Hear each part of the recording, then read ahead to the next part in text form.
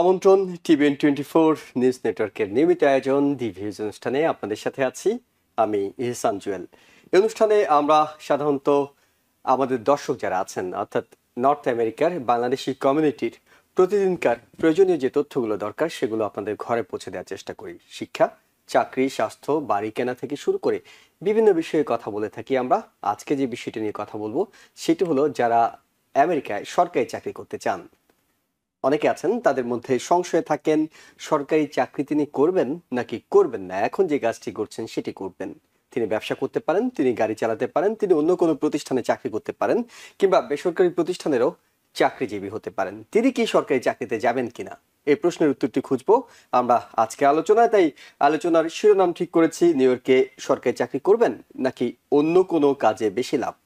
এ বিষয়ে কথা বলতে আমরা স্টুডিওতে আমন্ত্রণ জানিয়েছি সাকসেস কেরিয়ার কনসাল্টিং ফার্মের চেয়ারম্যান এমডি জামানকে। জামান ভাই, আপনাকে স্বাগত। হ্যাঁ, ধন্যবাদ আপনাকেও জুয়েল ভাই। ধন্যবাদ TVN24 কে এত সুন্দর একটা প্রোগ্রাম আয়োজন করার জন্য। আপনার কাছে যেটি জানতে চাই সেটি হলো কেন সরকারি চাকরি করবেন, অর্থাৎ যেটি আমরা শিরোনাম ঠিক করেছি সরকারি চাকরি করার দরকারটা কি, না করলে কি হয়, আর করলে লাভটা কি, শান্তিটা কোথায়? সরকারি চাকরি এই জন্যই করবেন যে যেখানে আপনার বেনিফিট আছে প্রচুর, এবং যদি আপনার ওইরকম এডুকেশন থাকে, এক্সপিরিয়েন্স থাকে, সেখানে যে স্যালারি কম আছে সেটাও বলা যাবে না, প্রচুর স্যালারিও আছে। তো এই জন্যই আপনার আমি মনে করি যে যদি অন্য জবে বেশি আর্ন করেন তারপরেও গভর্নমেন্ট সেক্টরে জব পাশাপাশি যদি আপনারা রাখতে পারেন, ইটস ফাইন। কারণ হলো যে গভর্নমেন্ট সেক্টরে জবের ফ্লেক্সিবিলিটি আছে, জব সিকিউরিটি আছে, বেনিফিট, রিটায়ারমেন্ট আছে, আপনার মেডিকেল আছে, তারপর সিক লিভ আছে, পার্সোনাল লিভ আছে, ভ্যাকেশন লিভ আছে। আপনার যখন যেখানে খুশি তখনই সেখানে আপনি যেতে পারতেছেন, একটা ফ্লেক্সিবিলিটি আছে লাইফের। অর্থাৎ একদিকে মানসিক শান্তির বিষয়টি আপনি বলছেন, অন্যদিকে বলছেন যে এর পাশাপাশি কিছু সুবিধা রয়েছে। লিভ সুবিধা তো বললেনই আপনি, হেলথ সিকিউরিটিতে ইন্স্যুরেন্স থেকে শুরু করে আরো নানা ধরনের সুযোগ সুবিধা এই সরকারি চাকরিগুলোতে পাওয়া যাচ্ছে। কিন্তু চাইলে তো সবাই কি সরকারি চাকরি করতে পারবে, অর্থাৎ যোগ্যতাটা কি লাগবে?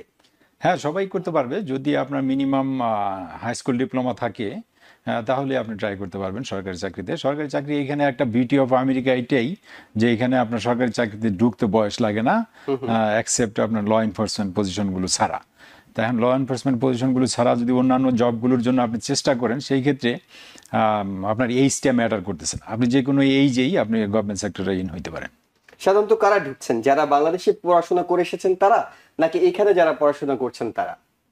সবাই ঢুকতেছে, যারা বাংলাদেশ থেকে পড়াশোনা করে আসছে তারাও ঢুকতেছে, এখানে যারা পড়াশোনা করছে তারাও ঢুকছে। এখন এইটা বাংলাদেশে পড়াশোনা আর এখানকার পড়াশোনা এখন তো ইকুইভ্যালেন্সি করা যায়। হ্যাঁ, বাংলাদেশে মাস্টার্স করে আসলে এখানে ইকুইভ্যালেন্ট মাস্টার্সই দিচ্ছে এখন, তাহলে কেন সে ঢুকবে না? তাহলে এই ইকুইভ্যালেন্টের বিষয়টি, অর্থাৎ অনেকের কাছে শিক্ষাগত যোগ্যতা আছে, সনদ আছে, কিন্তু তিনি জানেন না কোথা থেকে শুরু করবেন। তিনি সরকারি চাকরি করতে আগ্রহী, কিন্তু তিনি জানেন না শুরুটা করবেন কিভাবে, কিভাবে আসলে শুরু করবেন এবং পরের ধাপগুলো কি হবে। যদি আপনার এডুকেশন থাকে minimum high school diploma, bachelor degree বা মাস্টার ডিগ্রি, তাহলে আপনার প্রথম কাজটাই হলো আপনার সার্টিফিকেটগুলোকে ইভ্যালুয়েশন করে নেওয়া। ইভ্যালুয়েশনে বেশ কিছু এজেন্সি আছে, সেই এজেন্সিগুলোতে গেলেই আপনার তারা ইভ্যালুয়েশন করে দেবে। আপনার ইভ্যালুয়েশন পাওয়ার পরে আপনি দেখবেন যে ওই ইভ্যালুয়েশনে তারা আপনাকে কি দিল, ইকুইভ্যালেন্সি, ইউএসএ ইকুইভ্যালেন্সি। এখন ইউএসএ ইকুইভ্যালেন্সি যদি আপনাকে হাই স্কুল ডিপ্লোমা দেয়, ওই লেভেলের যে জবগুলো আছে সেগুলোর জন্য ট্রাই করবেন। আর যদি ইউএসএ ইকুইভ্যালেন্ট অ্যাসোসিয়েট ডিগ্রি দেয়, সেই লেভেলের জবগুলো ট্রাই করবেন। আর যদি ইউএসএ ইকুইভ্যালেন্সি আপনার ব্যাচেলার ডিগ্রি দেয়, তাহলে আপনি সেই লেভেলের জবগুলোর জন্য ট্রাই করবেন। কিন্তু চাকরি কোথায় আছে সেটা তিনি কিভাবে জানবেন? গভর্নমেন্ট সেক্টর জবগুলো তো যে বিভিন্ন ইয়েতে আছে, আপনার ওয়েবসাইটগুলো আছে, যেমন আপনার সিটি জবগুলোর জন্য ডিসিএস এ গেলেই আপনার তা দেখতে পাবে যে মান্থলি কত কি ওপেনিং আসতেছে। আবার স্টেট জবগুলোতে জন্য আপনার স্টেট জবগুলোর জন্য হলো যদি আপনি গুগলে সার্চ করেন new York state civil service, তাহলে দেখবেন যে সিভিল সার্ভিসের পেজটা চলে আসতেছে। এখন ওখানে দেখতে পাবেন যে আপনার কি পজিশনগুলো ওপেনিং আছে। আর যদি আপনি ফেডারেল গভর্নমেন্টে যেতে চান, সেই ক্ষেত্রে USA.gov গেলে আপনি ফেডারেল গভর্নমেন্ট জবগুলো পেয়ে যাবেন। আর যদি কাউন্টি ওয়াইজ যেতে চান, কাউন্টি গভর্নমেন্ট যেখানে আছে, এখানে 3-4 ধরনের গভর্নমেন্ট সেক্টর আছে। এখন কাউন্টি গভর্নমেন্টে suppose Suffolk county, Nassau county, Queens county, then Westchester county, এই কাউন্টির ওয়েবসাইটগুলো গেলে ওখানে কাউন্টির গভর্নমেন্ট সেক্টর জবগুলো পাওয়া যাবে। এবং তিনি যেই এলাকায় জব করবেন, তিনি কি সেই এলাকার নাগরিক হতে হবে, নাকি এখানে বসে যে কোনো জায়গার জন্যই তিনি না, আবেদন করতে যে কোনো পারবেন? জায়গায় করতে পারবেন, যে কোনো জায়গায় করতে পারবেন, সেটি স্টেট এবং ফেডারেল স্টেট এবং ফেডারেল। হ্যাঁ, সাধারণত আমরা যেটি দেখি যে বাংলাদেশি কমিউনিটি যারা আছেন তারা শুরুতে সিটি জবের ব্যাপারে আগ্রহ দেখিয়ে থাকেন, পরবর্তীতে যখন তার সিটিজেনশিপ, গ্রিন কার্ড এবং অন্যান্য বিষয়গুলো সম্পূর্ণ হয় তখন তিনি ধীরে ধীরে স্টেট এবং ফেডারেল জবের দিকে যান, যেহেতু চাকরির ক্রাইটেরিয়াতে সেটি আছে। এখন ঠিক আছে, আমরা জানলাম কোথায় পাওয়া যায়, আমাদের শিক্ষা সনদগুলো আমরা ইভ্যালুয়েশন করলাম, রাইট। তারপরে আবেদন কঠিন কি? আবেদন করাটা খুব কঠিন না, আবেদন করা খুবই ইজি। প্রত্যেকটা ওয়েবসাইটগুলোতে গেলেই ওরা যে আপনার সাইন ইন করতে বলবে বা একটা রেজিস্ট্রেশন করে ফেলতে বলবে, তারপরে নাম, ফোন নাম্বার, অ্যাড্রেস দিয়ে আপনি ওখানে রেজিস্ট্রেশন করলেই আপনি অ্যাপ্লিকেশন করতে পারেন। আর সিটি জব এবং স্টেট জবগুলোর জন্য সিটিজেন লাগে না, অ্যাকসেপ্ট ল এনফোর্সমেন্ট ছাড়া, অ্যান্ড শুধুমাত্র সিটিজেন লাগে হলো ফেডারেল গভর্নমেন্ট জবে। ওকে। আর সিটি এবং স্টেটের আপনার লাগে না, সিটিজেনশিপ লাগে না। তারা গ্রিন কার্ড যদি থাকে বা ওয়ার্ক পারমিট যদি থাকে তাহলেই তারা করতে পারবে, শুধুমাত্র উল্লেখ করা অ্যাকসেপ্ট থাকে? ল এনফোর্সমেন্ট ছাড়া। অর্থাৎ যে সার্কুলারটা দেয়া হয় সেখানে কি উল্লেখ করা থাকে আপনার কি কি এলিজিবিলিটি লাগবে? ওখানে লেখা থাকে, রাইট, লেখা থাকে, এবং একই সঙ্গে বেতন, সুযোগ সুবিধা সবকিছু সবকিছু ইন্ডিকেট করা থাকে। হ্যাঁ, সবকিছু।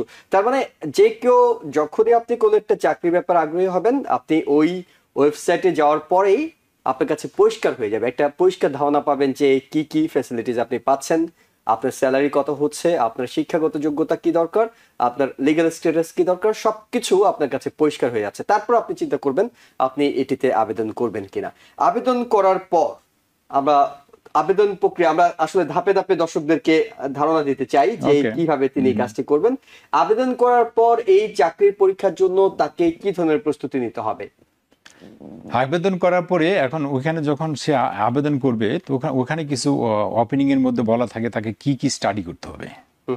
হ্যাঁ, ওইটা দেখলেই সে বুঝতে পারবে যে ইংলিশ কোন পার্ট তাকে স্টাডি করতে হবে, ম্যাথের কোন পার্টটুকু তাকে স্টাডি করতে হবে, বা অন্যান্য কোশ্চেনগুলো যে আছে ওগুলো স্টাডি করতে হবে। অনেক জবে এখন আপনার সরাসরি ভাইভা দিয়ে নিয়ে যাচ্ছে, ফেস টু ফেসে হলেই তারা হায়ার করতেছে। আবার অনেকজন জবে রিটেন দিতে হচ্ছে, এমসিকিউ টেস্ট যেটা, তার দেন রিটেনে কোয়ালিফাইড করলে দেন আপনার ফেস টু ফেসে যেতে হচ্ছে।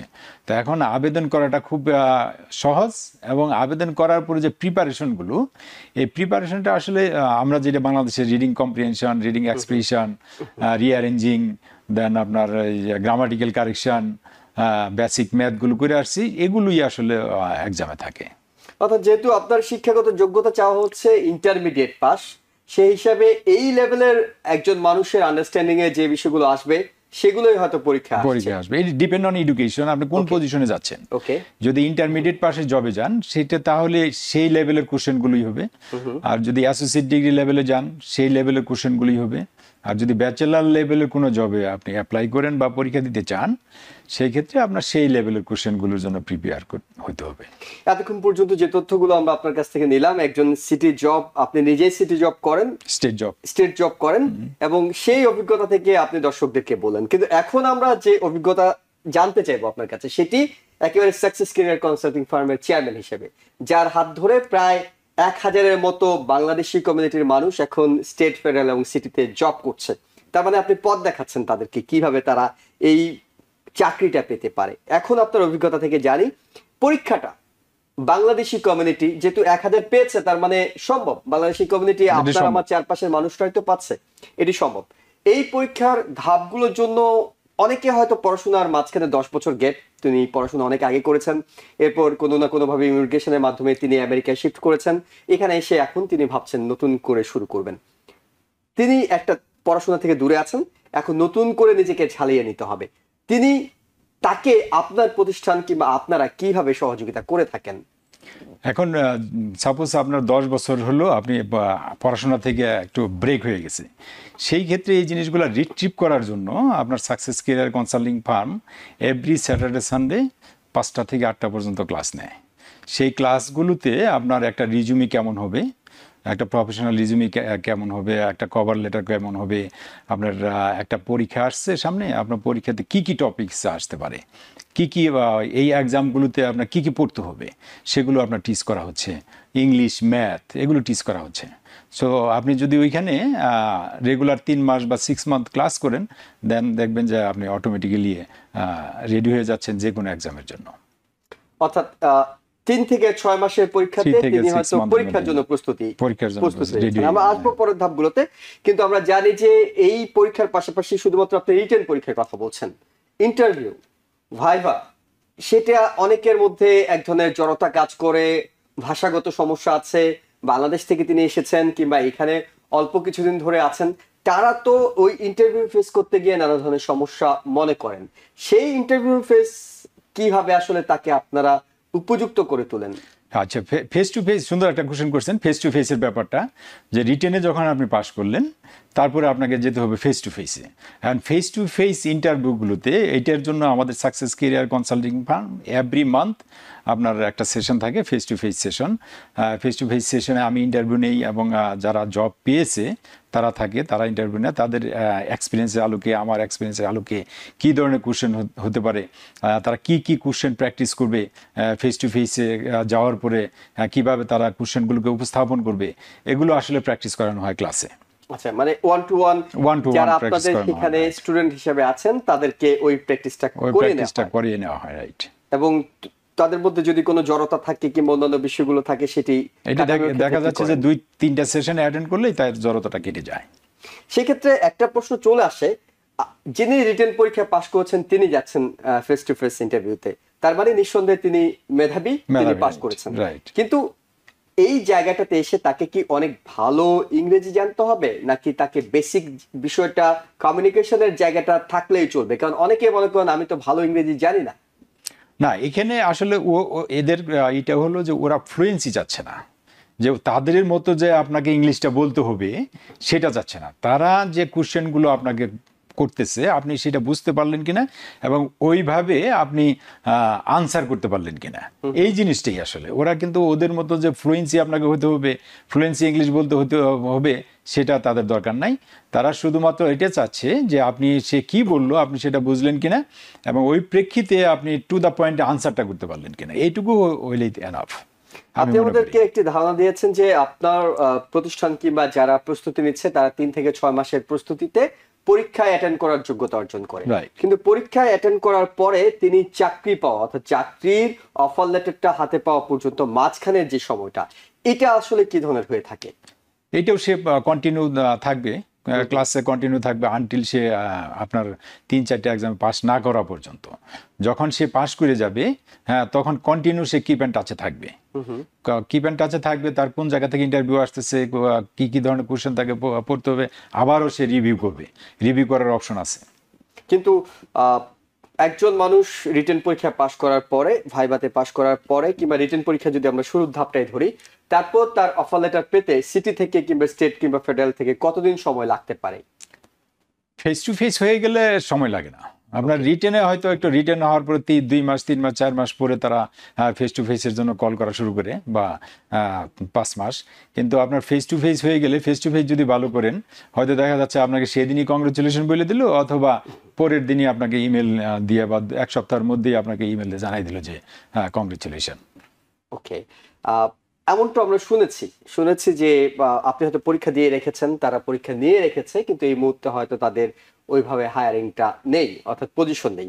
তারা পরবর্তীতেও আপনাকে 1 বছর 2 বছর 3 বছর পরও আপনাকে ডাকতে পারে। আপনি অন্য কাজ যেটি করছেন সেটি হয়তো অব্যাহত রাখছেন, 3 বছর পর আপনি যদি পাশ করে থাকেন আপনাকে সেখান থেকে ওরা কি ডাকতে পারে? হ্যাঁ, ডাকতে পারে। কারণ হলো আপনি যে পরীক্ষাটা দিচ্ছেন, যে পরীক্ষাটা দেওয়ার পরে আপনি যে একটা স্কোর করলেন, ওখানে ওরা ওইটা এলিজিবল একটা লিস্ট করে রাখবে।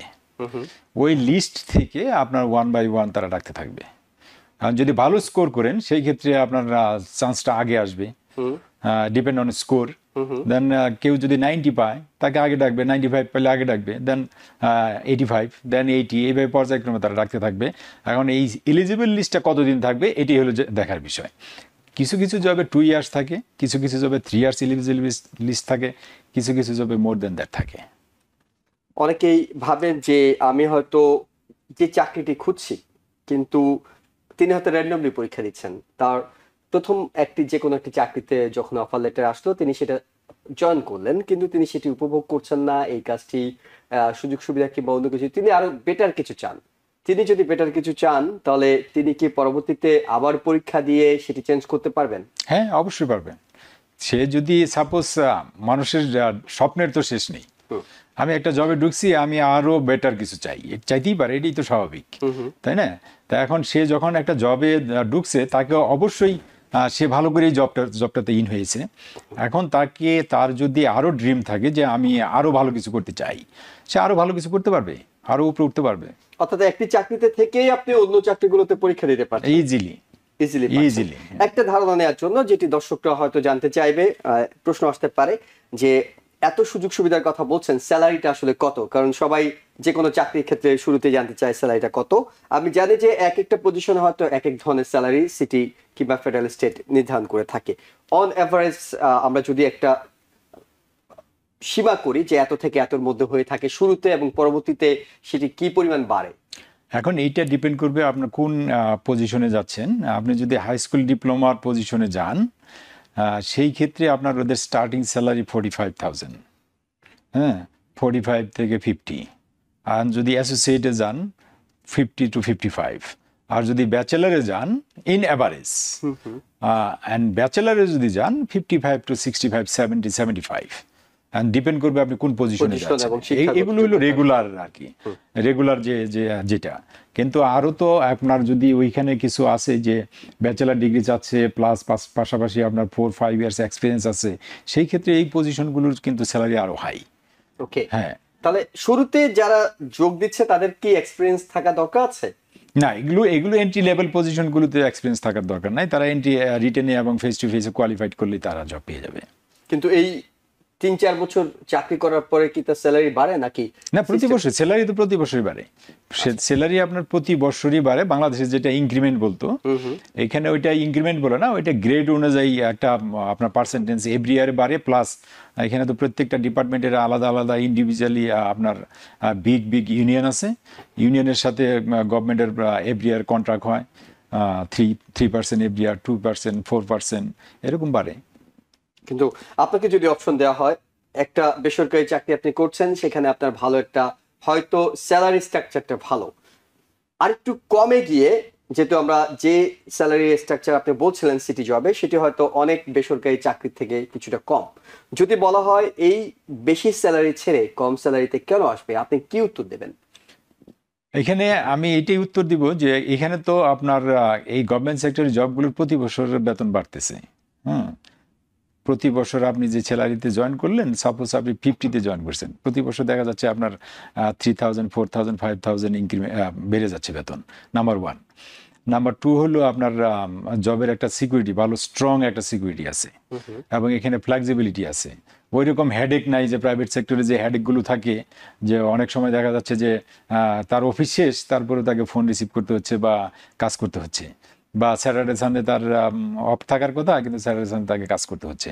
সরকারি ছুটির দিনগুলোতে কাজ করতে, এই জিনিসগুলো নাই। আবার এখানে আপনার ভালো রিটায়ারমেন্ট প্ল্যান আছে, মেডিকেল আছে, অন্যান্য বেনিফিটগুলো আছে, অন্যান্য ফান্ড যদি আপনি ক্রিয়েট করতে চান সেই ক্ষেত্রে সেগুলো আছে, যে ফান্ডগুলোর সিকিউর হলো গভর্নমেন্ট। এবং একটা খুবই ভালো সুযোগ যেটি হয়তো এখন আপনি উল্লেখ করেননি, সেটা হলো ওভারটাইম করার সুযোগ। ওভারটাইম আছে, এবং ওভারটাইমের বিষয়টা একটু জানতে চাই আপনার কাছে। ওভারটাইম করলে কি পরিমাণ পেমেন্ট তিনি পাচ্ছেন, কতক্ষণ তিনি ওভারটাইম করতে পারবেন? এখন ওভারটাইমের ব্যাপারটা হলো সব পজিশনেই ওভারটাইম নেই। গভর্নমেন্ট সেক্টরে সব পজিশনগুলোতেই ওভারটাইম নেই, ডিপেন্ড করবে পজিশনগুলো। আপনার অনেক পজিশনেই ওভারটাইম আছে। ওভারটাইমগুলোতে আপনার হলো যে স্যালারিটা থাকে ওইটার 2/3 আপনি পাবেন। সাপোজ আপনার যদি $20 পার আওয়ার হয়, দেন ওভারটাইম করলে আপনি ওইটা $30 চলে যাবে। হ্যাঁ, ডিপেন্ড করবে আপনার কোন ডিপার্টমেন্টে বা কীভাবে আপনি কাজ করতেছেন। ওভারটাইমের ফ্যাক্টরটা আছে। ওভারটাইম যদি আপনার 50,000 হয়, ওভারটাইম করে দেখা যাচ্ছে আপনি 70,000 মেক করতেছেন, ইটস ফাইন। আপনি যতক্ষণ কাজ করলেন, যতক্ষণ কাজ, স্যাটারডে সানডে কাজ করলে আরো বেশি, আর সানডে কাজ করলে কিছু কিছু ডিপার্টমেন্ট আছে সানডে কাজ করলে আপনার ডাবল। হ্যাঁ, তারপরে আপনার গভর্নমেন্ট হলিডে গুলো যে আছে, এই গভর্নমেন্ট হলিডে গুলো যদি আপনি ওভারটাইম করেন সেক্ষেত্রে আরো ডাবল। এবং একই সঙ্গে ওয়ার্ক ফ্রম হোমের একটা ফ্যাসিলিটিস পাওয়া যায়, সেটা কবে থেকে শুরু হয় কি কতদিন ধরে এটা সপ্তাহে করা যায়? এখন গভর্নমেন্ট সেক্টরগুলোতে আগে তো ছিলই না ওয়ার্ক ফ্রম হোম, কিন্তু এই করোনার পর থেকে আপনার ম্যাক্সিমাম ডিপার্টমেন্টগুলোতেই ওয়ার্ক ফ্রম হোম দিয়ে দিচ্ছে। 2 days from home, 3 days from office. আবার কোনো কোনো অফিস 50-50 করে ফেলছে, যেমন আমার অফিসে 50-50, এক সপ্তাহে 2 দিন গেলেন, আরেক সপ্তাহে 3 দিন গেলেন, মানে আবার আরেক এখনো কি সপ্তাহে আছে সেটা? কারণ আমরা এখনো জানি যে continuous। প্রেসিডেন্ট ডোনাল্ড ট্রাম্প সেটি পছন্দ করছেন না। না, ওইটা ফেডারেলের ব্যাপার। ওকে, সিটিতে, স্টেটে এখনো আছে, তো আগের নিয়মেই এই আগের সুযোগটা পাওয়া নিয়মই যাচ্ছে। আছে। হ্যাঁ। অর্থাৎ অনেক সুবিধা। আশা করি আমাদের দর্শকরা উত্তর পেয়েছেন যে যেটি আমরা আজকে আলোচনা করার চেষ্টা করেছি। আপনি কি সরকারি চাকরি করবেন নাকি অন্য কাজ যেটিতে আপনি লাভ বেশি আছে মনে করছেন সেটি করবেন, এই দুটো বিষয়ের একটি তুলনামূলক চিত্র আমরা তুলে ধরার চেষ্টা করেছি সাকসেস ক্যারিয়ার কনসাল্টিং ফার্মের চেয়ারম্যান এমডি জামানের কাছ থেকে। অনেক ধন্যবাদ জামান ভাই। হ্যাঁ, ধন্যবাদ আপনাকেও। ধন্যবাদ টিভিএন 24-এ সাকসেস ক্যারিয়ার কনসাল্টিং ফার্ম আপনাদের পাশে আছে সবসময়। যদি কোনো কিছু হেল্প লাগে দেন 718-530-2605। এবং এখন আসলে হায়ারিংটা কেমন চলছে সেটাও যদি একটু জানিয়ে দেন। হ্যাঁ, এখন হায়ারিং আসলে ফেডারেল গভর্নমেন্টের মোটামুটি অনেকটা ফ্রিজ হয়ে আছে, হয়তো ভেরি রিসেন্ট ওপেন হয়ে যাবে, কিন্তু সিটি এবং স্টেটে স্টিল ওপেনিং আসতেছে, অর্থাৎ রেগুলারই হায়ারিং চলছে। হ্যাঁ, অর্থাৎ আপনার সামনে সুবর্ণ সুযোগ আছে, আপনি সুযোগটি কাজে লাগাতে পারেন। এখনকার যিনি পেশা পরিবর্তন করবেন ভাবছেন, কিংবা যিনি মনে করছেন একটু স্বস্তির চাকরি খুঁজছেন, তার জন্য আপনি শিক্ষাগত যোগ্যতা, আমরা জানি যে বেশিরভাগ মানুষই এই ইন্টারমিডিয়েট পাস, অন্তত হাই স্কুল সার্টিফিকেটের যোগ্যতা আপনাদের আছে। এবং একই সঙ্গে আপনি যেহেতু আমেরিকায় বাস করছেন, যদি মনে করেন আমেরিকান সরকারের অংশ হয়ে কাজ করবেন, সেই সুযোগটি আপনাদের জন্য রয়েছে এবং সেটি আমরা টিভিএন 24 থেকে আপনাদের জানানোর চেষ্টা করেছি। আমাদের সঙ্গে থাকুন, আমরা ছোট্ট একটা বিরতি যাচ্ছি, ফিরে এসে আমরা কথা বলবো নিউ ইয়র্কে আপনি সরকারি সুবিধাগুলো কিভাবে পাবেন, বিভিন্ন ধরনের সরকারি সুবিধা আছে, সেই বিষয়গুলো নিয়ে আমরা আপনাদের ধারণা দেওয়ার চেষ্টা করবো। আমাদের সঙ্গে থাকুন। আবারও স্বাগত দি ভিউজ অনুষ্ঠানে, আপনাদের সাথে আছি আমি এহসান জুয়েল এবং আমরা স্টুডিওতে আমন্ত্রণ জানিয়েছি autism society habilitation organisation ASHO-এর founder ও এক্সিকিউটিভ ডাইরেক্টর রুবাইয়া রহমানকে। রুবাইয়া আপা, আপনাকে স্বাগত জানাচ্ছি। আমরা মূলত দর্শক আপনাদেরকে ধারণা দেওয়ার চেষ্টা করব ASHO প্রতিষ্ঠানটির উদ্যোগে কিছু সরকারি সুবিধা পাওয়ার সুযোগ যেমন রয়েছে, ঠিক একইভাবে নিউ ইয়র্কে যারা বসবাস করছেন কিংবা দেশের অন্যান্য স্টেটগুলোতে যারা বসবাস করছেন, প্রত্যেকটি স্টেটেরই কিছু সুবিধা রয়েছে। অর্থাৎ আপনি কিছু সরকারি সুযোগ সুবিধা পাবেন যদি আপনি এলিজিবল হন, এবং সেই বিষয়গুলোতে আমরা আপনাকে ধারণা দেওয়ার চেষ্টা করব। রুবাইয়া আপা, আপনাকে আবারও স্বাগত জানাচ্ছি। সেটি হলো ASHO-এর উদ্যোগে আপনারা পুরনো কিছু সেবা নিয়ে আমরা কথা বলেছিলাম আগে, নতুন কিছু সেবা যুক্ত করেছেন আপনাদের সংগঠনের সঙ্গে, সেই সেবার বিষয়গুলো একটু জানতে চাই। ধন্যবাদ। অনেক দিন পরে আবার আসা হলো দর্শকের সামনে এবং টিভিএন এর প্রোগ্রামে। তো আমরা ব্যস্ত ছিলাম কতগুলি নতুন সেবা যাতে আমরা অটিজম সোসাইটির পক্ষ থেকে আমরা নিয়ে আসতে পারি, কারণ আমরা প্রতিনিয়তই চেষ্টা করি যে আমাদের কমিউনিটির মানুষকে যেন আমরা একটু কাছের থেকে আরও কিছু সাহায্য করতে পারি। তো তারই একটা ধারাবাহিকতায় আমরা ASHO সিনিয়র ডে প্রোগ্রাম চালু করছি। সিনিয়র ডে প্রোগ্রাম অনেকেরই ধারণা আছে যে এই প্রোগ্রামের সাথে থাকলে আমরা যারা 65 অ্যান্ড অ্যাবাভ এবং যাদের মেডিকেইড আছে তাদেরকে আমরা কয়েক ঘন্টার জন্য একটা ব্রেক দিতে পারি। মানে ওনারা আসতে পারেন, আমরা গাড়ি দিয়ে নিয়ে আসব এবং ওনাদেরকে বাসায় ড্রপ করব। অ্যাট দ্য সেম টাইম আমাদের এই প্রতিষ্ঠানে যখন আমাদের সেন্টারে আসবেন ওনারা, তখন ওনাদের ধরেন সকালে 9টা থেকে যদি আমরা শুরু করি, তাহলে ব্রেকফাস্ট, তারপরে একটু ধরেন যোগা বা কিছু শরীরচর্চা, যাতে আমরা আমাদের 65 অ্যান্ড অ্যাবাভ যে মানুষগুলি আছেন ওনাদের কিছু নড়াচড়ার দরকার আছে, তাদের ফিজিক্যাল অ্যাওয়ারনেসের দরকার আছে। কারণ এই বয়সটা হচ্ছে একটা সংবেদনশীল সময়, যখন তাদের শরীর স্বাস্থ্য ভালো রাখতে হবে এবং খাওয়া দাওয়া ঠিক রাখতে হবে। আমরা বিভিন্ন ওয়ার্কশপ করব যাতে ওনারা বুঝতে পারেন যে ওনাদের কী করতে হবে। মেডিকেয়ার একটা বিশেষ সেক্টর, কারণ 65-এর উপরে গেলে তখন আমাদের হেলথ ইন্স্যুরেন্স হিসেবে আমরা মেডিকেয়ার নিয়ে কথা বলি, মেডিকেয়ারেরও কিছু দিক নিয়ে আমরা আলোচনা করতে পারি, ওনারা কোয়ালিফাই করছেন কিনা, এলিজিবল কিনা পেতে, এবং 40 ক্রেডিট আওয়ার দরকার হয়, এসব আছে কিনা, না থাকলে কি করতে হবে, এই ধরনের আলোচনা। এবং এটার জন্য আমাদের যে স্টেটের যারা এজেন্সি আছে তাদেরকে ইনভাইট করা, ওরা আসলেন, ওনারা কথা বললেন যাতে আমাদের এই কমিউনিটি এই সুযোগগুলি পেতে পারেন।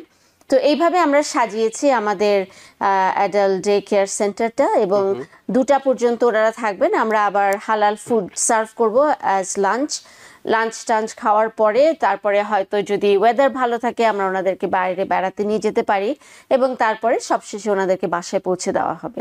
তো এটা আসর একটা নতুন প্রোগ্রাম, এবং আমরা জামাইকাতে এই সেন্টারটি ওপেন করেছি। সুতরাং আশা করব যে আমরা আমাদের সিনিয়রদেরকে পাবো এবং তাদেরকে আমরা কিছুটা হলেও একটা ভালো সময় দিতে পারবো বলে আশা করছি। এটাই আমাদের একটা নতুন উদ্যোগ। এটা ছাড়াও আমরা একটা আফটার স্কুল প্রোগ্রাম শুরু করেছি, যেটা বাচ্চাদেরকে হোমওয়ার্ক হেল্প করবে। এটার সাথে যেহেতু আমরা অটিজম সোসাইটি, আমাদের ডিসেবিলিটি পপুলেশনকেও আমরা যাতে সাথে রাখতে পারি, সেই জন্য আমরা কিছু কাজ হাতে নিয়েছি, যেমন কম্পিউটার ট্রেনিং, কিছু ল্যাঙ্গুয়েজ ট্রেনিং, তারপরে কিছু কুকিং হেল্প, মানে একটা অটিস্টিক বাচ্চা বা একটা ডিসেবিলিটি বাচ্চা যেন একটা খাবার সে মাইক্রোওয়েভে গরম করতে পারে বা মাইক্রোওয়েভে ঢুকাতে পারে বা ফ্রিজ থেকে তার খাওয়াটা বের করতে পারে, এই ধরনের টেকনিক্যালিটি, ছোটোখাটো ইন্ডিপেন্ডেন্স যেন তারা পেতে পারে, সেই ব্যাপারে আমরা তাদেরকে হেল্প করব। অ্যাট দ্য সেম টাইম আমাদের কিছু টিচার আছেন যারা এই সব বাচ্চাদের, যারা ভাই বোন আছে বা অন্যান্য যারা আছেন কমিউনিটির, যাদের একটু হোমওয়ার্কের জন্য হেল্প দরকার, আফটার স্কুল প্রোগ্রাম হিসেবে আমরা সেটাও এবার চালু করছি।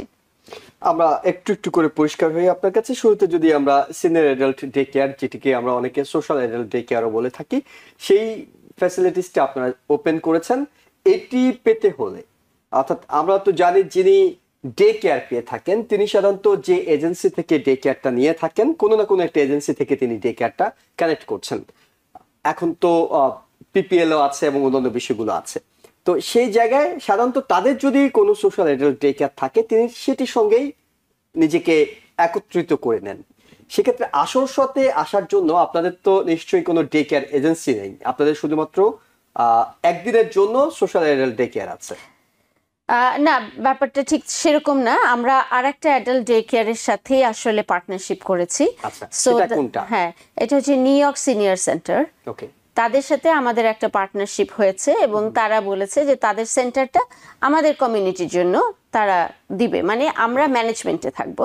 আমরা ম্যানেজমেন্টে থেকে আমরা পিওরলি আমাদের কমিউনিটির জন্য এই সোশ্যাল ডে কেয়ারটা ওপেন করছি, এখানে অন্য কোনো কমিউনিটি থাকবেন না। ওকে, এটা একটা তাদের জন্য কমফোর্টের জায়গা, যে আমাদের কমিউনিটির যারা সিনিয়র সিটিজেন আছেন তারা অনেক সময় কমিউনিকেশন থেকে শুরু করে অন্যান্য বিষয়গুলোতে একটু নিজেদের গণ্ডির মধ্যে নিজেদের মানুষের সঙ্গে থাকতে চান, এবং ওইটা মাথায় রেখেই আমরা যে কাজটা করতে যাচ্ছি, যে এটাতে প্রতিটি মানুষই আমাদের কমিউনিটিরই থাকবেন, মানে ম্যানেজমেন্ট বলেন, দেখাশোনার জন্য, ফুড সার্ভিস, সবকিছুই আমাদের লোকজনকে দিয়ে আমরা করতে যাচ্ছি। সুতরাং এটাতে কমফোর্ট লেভেলটা আমার মনে হয় অনেক ভালো থাকবে।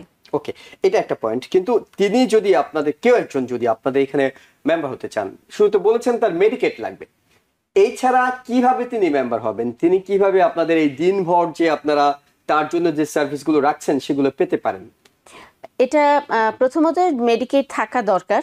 যদি মেডিকেট না থাকে ওটা কিভাবে পেতে হবে, সেই জন্য আমাদের একজন রিপ্রেজেন্টেটিভ থাকবেন, যে ওনার ইন্স্যুরেন্সটা যেন আমরা চেঞ্জ করে লং টার্ম যে ইন্স্যুরেন্সটা দরকার সেটাতে আমরা কনভার্ট করে নিতে পারি। কিন্তু ওনার যেই সব ডক্টরস আছে সেটা যাতে কোনো চেঞ্জ না হয়। মোট কথা আমরা চেষ্টা করব ওনার যেই সার্ভিসগুলো এখন পাচ্ছেন সেটা যাতে কন্টিনিউ করে, সেইভাবেই আমরা এই সার্ভিসটা রাখার চেষ্টা করব ওনার জন্য। ওকে, এটা একটা বিষয়। কিন্তু তিনি তো ডে কেয়ার পাচ্ছেন কয়েক ঘন্টার জন্য, না কয়েক ঘন্টার জন্য আপনাদের কাছে পাচ্ছেন, কিন্তু সাধারণত তিনি ডে কেয়ার পেতে হবে। যারা ডে কেয়ার পাচ্ছেন তারাই শুধুমাত্র আপনাদের এখানে আসতে পারছেন, একদিনের জন্য আসতে পারছেন। এবং একটা খুবই গুরুত্বপূর্ণ বিষয় হলো, যখন ডে কেয়ারটা নেওয়া হয় তখন অনেকেই এই সোশ্যাল অ্যাডাল্ট ডে কেয়ারের বিষয়টা জানেন না বলে তিনি উল্লেখ করেন না যে আমাকে একদিন সোশ্যাল অ্যাডাল্ট ডে কেয়ার রাখবেন। যদি না করা হয় তখন কিন্তু সেটি আবার নতুন করে আবেদন করতে হয়, তাই তো? অ্যাকচুয়ালি ঠিক ব্যাপারটা এরকম না। আমাদের যারা রিপ্রেজেন্টেটিভ থাকবে তারা তার ইন্স্যুরেন্সের সাথে কথা বলবে যে উনি একদিন বা দুদিনের জন্য সোশ্যাল অ্যাডাল্ট ডে কেয়ারে আসবেন, মানে কিছুটা সময় উনি বাসার বাইরে থাকবেন। যেটা ডে কেয়ার উনি পাচ্ছেন বাড়িতে, সেই কেয়ারটার মধ্যে এটাও একটা পার্ট হিসেবে অ্যাড করা হবে। তো এই কাজটা আমরাই ওনাদের জন্য করে দিব। এটা কি চাইলে যে কেউ পাবেন? এটা মোটামুটি পাওয়া যায়, যদি অসুবিধা হয় তাহলে হয়তো কিছু অ্যাডজাস্টমেন্ট করা লাগবে, কিন্তু সেটা আমরা কেস টু কেস ভ্যারি করে, সেটার জন্য আমাদের সময় দিতে হবে এবং আমরা ওটা করে ওনাদেরকে আমাদের সার্ভিসটা দিতে পারবো। সার্ভিসটা দিতে পারবেন। এবং একই সঙ্গে আমরা এটা খুবই চমৎকার একটা সুযোগ, এবং যারা হয়তো এটার সাথে ইউজ টু না, আমরা নিজেরা অনেক সময় গিয়ে দেখেছি খুবই চমৎকার একটা সময় কাটান, বিশেষ করে পরিবারের মতো করে অনেক বন্ধু হয়ে যায়। যারা সিনিয়র সিটিজেন আছেন তারা হয়তো ঘরের মধ্যে থাকতে অনেক কষ্ট হয়, যদিও এটা একটা নেতিবাচক দিক আছে, সেটি হলো যে অনেকটা ওনার কেয়ার গিভার যিনি ছিলেন তিনি এই সময়টাতে পেমেন্টটা পাচ্ছেন না, এই একটা বিষয় আছে। কিন্তু আমাদের মাথায় রাখতে হবে যে উদ্দেশ্যটা আমাদের এই সিনিয়র সিটিজেনকে সবচেয়ে ভালো Priority দেয়া, ভালো একটা জীবন বা ভালো একটা সময় দেওয়া। যদি তার কেয়ার গিভার 2 ঘন্টা সময় পেমেন্ট নাও পান, তাহলেও আমরা যাকে টার্গেট করছি, যেই সিনিয়র বা যেই মুরব্বীকে আমরা ভালো সময় দিতে চাচ্ছি, কারণ সারাক্ষণ তার বাসায় থাকাটা তার জন্য আসলেই অত যুক্তিসঙ্গত নয়, এবং তার জন্য ডিপ্রেশনের ব্যাপার থাকে, এবং তার হয়তো একটা, আমরা যেমন চেষ্টা করব যে তার যদি ডক্টরস অ্যাপয়েন্টমেন্ট থাকে বা কোনো জায়গায় ওষুধ পিক আপের ব্যাপার থাকে, সেগুলোতেও আমরা সাহায্য করব। সো ইন দ্যাট কেস উনি একটু বাইরে আসবেন, একটু সোশ্যালাইজিং হবেন, তো এইটার ব্যাপারে তাকে বাইরের লাইফটার সাথে কিছুটা হলেও সংযুক্ত রাখার আমরা চেষ্টা করব। সুতরাং যদিও ওনার কেয়ার গিভার যদি কিছুটা কমও পান, সেদিক থেকে আমাদের এই মুরব্বী কিন্তু একটু ভালো লাইফ পাচ্ছেন, সেটাই দেওয়ার চেষ্টা। মানসিক স্বাস্থ্যের বিষয়টা যদি আমরা বলি, যেটি বাংলাদেশি কমিউনিটির অনেকেই আমরা অনেকটা অ্যাভয়েড করে যাই, এড়িয়ে যাই, যে মানসিক স্বাস্থ্য আবার কি বিষয়, ওনার তো বয়স হয়ে গেছে, এখন ইবাদত করবেন কিংবা অন্যান্য বিষয়গুলো ঘরে বসেই জিকির কিংবা ছোটখাটো কাজ করবেন, এইসব বিষয়। কিন্তু এই সোশ্যাল অ্যাডাল্ট ডে কেয়ারের মাধ্যমে খুব চমৎকার পরিবেশে আপনি একটা দিন আপনারই বয়সের কিছু মানুষের সঙ্গে হেসে খেলে গল্প করে এবং ভালো খাওয়া দাওয়া ঘুরে, আপনাকে গাড়ি দিয়ে বাসার সামনে থেকে নিয়ে যাওয়া হবে, গাড়ি দিয়ে আবার বাসার সামনে নামিয়ে দেওয়া হবে। এই তো বিষয়গুলো মানে খুবই চমৎকার একটা বিষয়। ওকে, আমরা একটু আফটার স্কুল প্রোগ্রামের বিষয়টাতে আসি। আপনি যখন আফটার স্কুল প্রোগ্রামের কথা বলছিলেন, আমরা জানি যে এটা কি শুধুমাত্র অটিজম আক্রান্ত শিশুদের জন্য নাকি যে কোনো শিশুর জন্য? যে কোনো শিশুর জন্যই, কারণ আমরা দেখেছি যে আমাদের যেই জায়গাটা প্রেমিসিসটা আমরা ইউজ করতেছি, সেখানে আমরা চাইলে 2টা সেকশন করতে পারি, যেখানে আমাদের অটিস্টিক বাচ্চারাও এসে সময় কাটাতে পারবেন, at the same time after school প্রোগ্রামটাকেও আমরা চালাতে পারবো। তার কারণ হচ্ছে দেখা যাচ্ছে যে একটা অটিস্টিক বাচ্চার যে ভাই বোন আছে, তাকে হেল্প করার কাউকে পাওয়া যাচ্ছে না। এই কমপ্লেইনটা আমরা অনেক প্যারেন্টের কাছে পেয়েছি। তার হয়তো দুটো সন্তানকে দুটো জায়গায় রাখতে হচ্ছে। আপনারা এখন চেষ্টা করব একই জায়গায় রাখা যাবে, একই জায়গায় সেপারেটলি এক একজনের জন্য এক একটা প্লেস করা হবে, এবং সেইখানে একটা সেকশন রাখা হবে যেখানে অটিস্টিক বাচ্চারা হয়তো কিছু কম্পিউটার গেম, কিছু মিউজিক এগুলি করবে। অ্যাট দ্য সেম টাইম আর একটা সেকশনে আমাদের রেগুলার বাচ্চারা, তাদের যে হোমওয়ার্কের হেল্প দরকার হয় সেটাও আমরা করতে পারবো। আমরা জানি যে সিনিয়র ডে কেয়ারের বিষয়টি পুরোটাই ফ্রি, কিন্তু আফটার স্কুল প্রোগ্রামের জন্য কি আপনাদের কি কোনো পেমেন্ট দিতে হচ্ছে? এটা একটা স্লাইডিং স্কেল থাকবে, নিড বেস হিসেবে আমরা চেষ্টা করব যে মান্থলি বেসিসে 4 দিন বা 5 দিনের জন্য একটা প্রোগ্রাম রাখতে, সেটার জন্য একটা ফি স্কেল রাখবো। তবে সবকিছুই নিড বেস। যদি দেখা যায় যে তার বাবা মার ইনকাম ভেরি লো, সেই ক্ষেত্রে আমরা ফ্রি ক্লাস দিতে চাইবো। আর যদি দেখি যে না, মোটামুটি একটা সিচুয়েশন আছে, তাহলে আমাদের যেটা খরচ সেই অনুযায়ী আমরা স্কেলিং করব যে উনি কত পেমেন্ট করবেন। অন্য যে আফটার স্কুল প্রোগ্রাম যারা পরিচালনা করেন, অন্য যে সেন্টারগুলো আছে সেগুলোর তুলনায় কম হবে অবশ্যই, কারণ আপনাদের এটা চ্যারিটেবল, হ্যাঁ, নন প্রফিট। সো আমরা অ্যাপ্লাই করছি বিভিন্ন গ্র্যান্টের জন্য। গ্র্যান্টটা পেয়ে গেলে হয়তো আমরা পুরো প্রোগ্রামটাই ফ্রি করতে পারবো। একজন দর্শক আছেন টেলিফোনে। দর্শক, আপনার পরিচয় দিয়ে প্রশ্নটি করুন। দর্শক, জি আমরা শুনতে পাচ্ছি। দর্শক, আপনার প্রশ্নটি করুন।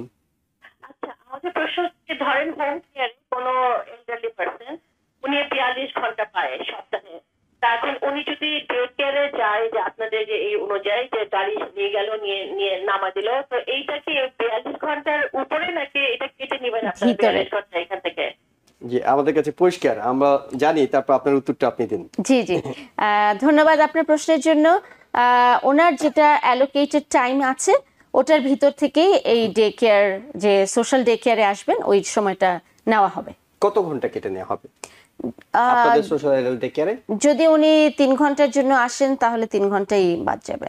ও, তার মানে ওনার হাতে অপশন থাকবে, উনি যদি 5 ঘন্টা না নিয়ে 3 ঘন্টা নেন, এই 3 ঘন্টার মধ্যে যে প্রোগ্রামগুলো আপনাদের আছে সেগুলো তিনি নিতে পারবেন। Right.